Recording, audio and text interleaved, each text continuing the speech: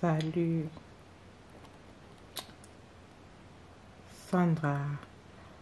Yo fi a TikTok ou sape na chaîne on YouTube. Na ina ebi sukabu. Ulanda anga pe na konti na ebi. Do emisio Sandra fi a TikTok na osari la o. Omoni oeza na oeza la sexy. Ok? Ozwi lien na yo soki lien soki nini. O tindelinga notification ke sirendo na kota nazo sala émission naza en plein live na koti na émission na yo émission ozo loba makambo o babengaka ngo makambo ya mbetu ya kosibana naloba kombo ndenge ezali pe ozo sala kosibana oya au niveau émission ezoleka na TikTok nga na koti lokwa bato nyonso bato baosenga bademanje bakota baintervenir bagarso mo mibale bakoti nakosi yo otuni bagarso na mibale po basibana bakanaka bilenge wapi ava bakoma to ba nazolongoloba na français te to ba po ba donc bayoka bilenge ya kosibana parti nini oyo bango basepelaka nango wana yo ndozo tuna baona émission no ngai na vanji naza kaka kokomante na ngai calmement papa na komuni ezalaki soki junior abi keno Sandra toboyi te eza émission ya TikTok mais olekisi question na yo kosibana otuni change ta question loba ta question mosusu oyo olingi toloba point na biso oyo toyokela bilenge biso mibali eza difficile question na korépondre te wana junior nda bando olupa ezalinga siredo na te ngai nazali na bakomatere omonanga ndeni ngai nasengaki yo demande na video te Sandra yo fi ya TikTok bino bafi ya TikTok bo bandaka te na kosabola bino omona o bobenga nde naza sire na kosa ta misu na nga bokomprendre na bwakami maquillage oyo babenga yango maquillage soki lakisa bon sire dola oyo eza ni coiffure po eza caméra bakisa coiffure à teinture au moins teinture au moins keko mutu edoka.com sirène la dona mutu edoka.com kana vandi na nga na bakomatere na nga bien sirène dola pusa moko epo ezwa pe soki eza mapasi caméra ezozwa mate nga na vandi na nga na bakomatere bien nazokokipe yo te nazolanda na ngai émission na ngai papa na junior alobi ke non Sandra toboyi te eza émission kopose bapapa makambo ya kosibana nga nde nayaki na émission wana oyaki okoti na Facebook na nga omoni nga ndenge nazokosala émission na ngai ya makambo ya kosibana na bapapa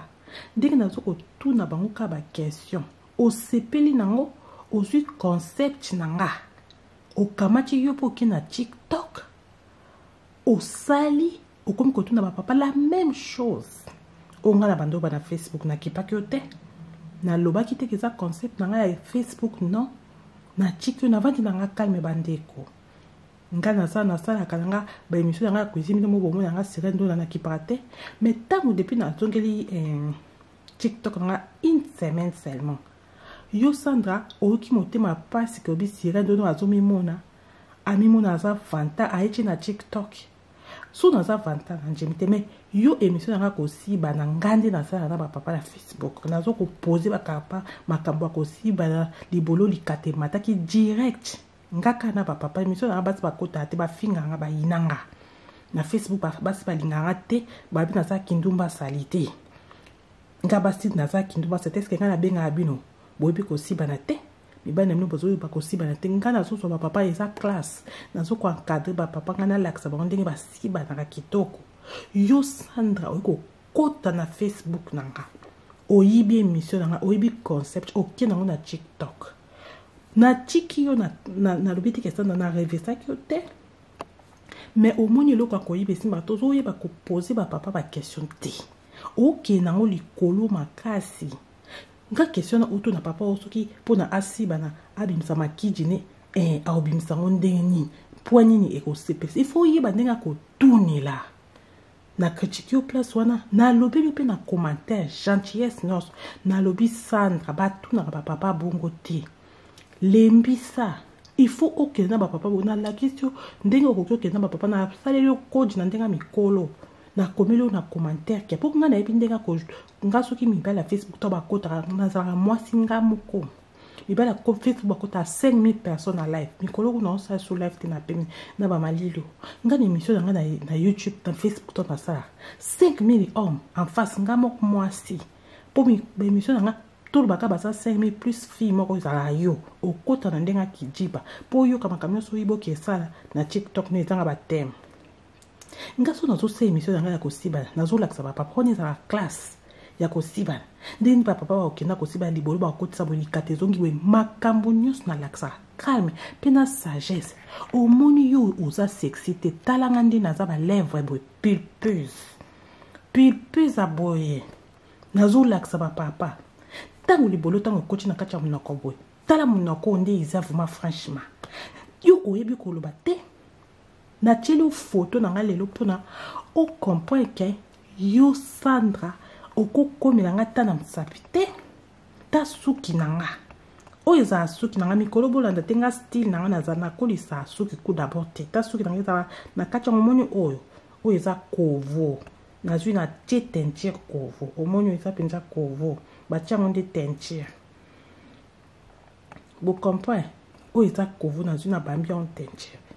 omoni maquillage o tande na boka mi ba rouge aboye talanga nde na bulati argent na matoi na leki ko na sefo bomo na nde na boka mi bebe ba mini jipoke na oleka na njela mobile ne faut ka tala il faut ka tala pona zali na kacha séduction makasi séduction eza sirendo na égal na séduction likolo balobi séduction ba moni sirendo ba moni séduction pour nga na moni na réseaux sociaux za kosakala problème bozo comprendre problème eza nini bato mokili baza merci te bato mokili oza merci te zeya tokata non faut kata po bandela lisusu zeya to stoppe na o